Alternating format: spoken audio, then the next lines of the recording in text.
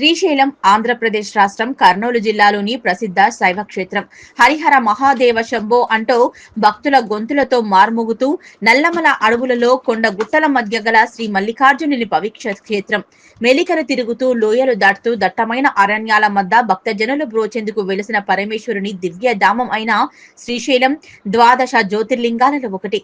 స్వామి దర్శనార్థమై ప్రతి ఏటా 26 జనవరిన వెళ్తున్న క్రమంలో భాగంగా సోమవారం మెదక్ జిల్లాలోని మండల కేంద్రమైన కొల్చారం నుంచి యువత, భక్తజన మండలి, భక్తులు, ప్రజా ప్రతినిధులు, జూలకంటి నాగేందర్ కండక్టర్ ఆధ్వర్యంలో ఆర్టీసీ బస్సులు తరలి వెళ్లారు. నల్లమల లోతట్టు ప్రాంతమైన బౌరాపూర్ చెరువు వద్ద వెలిసిన భ్రమరాంబ అమ్మవారికి రెడ్డి రాజులు విష్ణుకుండినులు చాణక్యుల కాలంలో గుడి నిర్మించినట్టు చరిత్ర చెప్తోంది.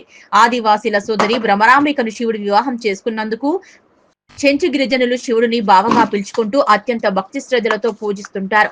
మహాశివరాత్రి రోజున పూర్వం నుంచి చెంచులే ప్రత్యేకంగా శివపార్వతులకు కళ్యాణం చేసే పద్ధతి నేటికి కొనసాగుతుంది. ఆ కాలంలోనే ఈ ఆలయానికి కర్ణాటక, మహారాష్ట్ర తదితర ప్రాంతాల నుంచి భక్తులు తరలి వచ్చేవారు. శ్రీశైలంలో వెలిసిన మల్లికార్జున ఆలయం ప్రాచుర్యంలోకి రావడంతో భక్తులు శివరాత్రి సందర్భంగా అక్కడికి వెళ్తున్నారు.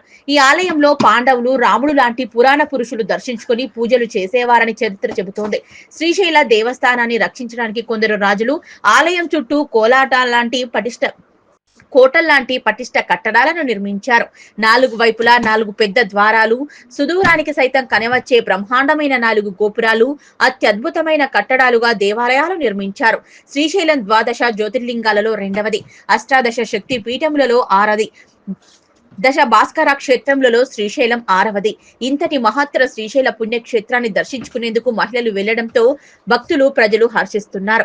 ఇప్పటికే పురాతన ఆలయాలే కాకుండా నూతనంగా రేణుక ఎల్లమ్మ ఆలయం నిర్మాణం పూర్తి కాగా పెద్దమ్మ, తిరుమలేశిని ఆలయాలు నూతనంగా నిర్మితమవుతున్నాయి. రంగంపేట ఆశ్రమ పీఠాధిపతి శ్రీ శ్రీ మాధవానంద సరస్వతి స్వామి ఆశీస్సులతో కొల్చారం ఆధ్యాత్మిక కేంద్రంగా వెలవెలుస్తుంది. కొల్చారం నుండి అశోక్ గౌడ్, సారా సుదర్శన్, రాజిరెడ్డి స్వామిల ఆధ్వర్యంలో మాజీ సర్పంచ్ రాజా గౌడ్, నాగభూషణం, రామకృష్ణ గౌడ్, అరికెల నాగరాజు, లక్ష్మీనారాయణ గౌడ్, దుర్గాప్రసాద్ గౌడ్, కమ్మరి కృష్ణమూర్తి, ఆగమయ్య, చలం రాములు, చింతల రామానుజం, భరత్ గౌడ్, వనమాల అనిల్, పార్తిగారి శేఖర్, వడ్డే రాజు, ఆశన్నగారి అంజయ్య, నేరెళ్ల సత్యనారాయణ, నేరెళ్ల మల్లయ్య, నాగరాజు, స్వామి, సంజీవరావు, ఆకుల సిద్ధిరాములు, పాన్రా శ్రీనివాస్, లంబాడి శ్రీను, గంధం కృష్ణ, ఎండుకుల యాదగిరి, శ్రీధర్ గౌడ్, మేదడి సత్యనారాయణ, తెనుగు సహదేవ్, కోటయ్య, సంగయ్య, చాకలి శ్రీను, శ్రీశైలం, మల్లికార్జున స్వామి, మహానంది, యాగంటి, జోగులాంబ వంటి పుణ్యక్షేత్రాలను దర్శించుకుని టూర్ను ముగించుకుని భగవంతుని కరుణా కటాక్షలతో తిరిగి కొల్చారం చేరుకున్నారు.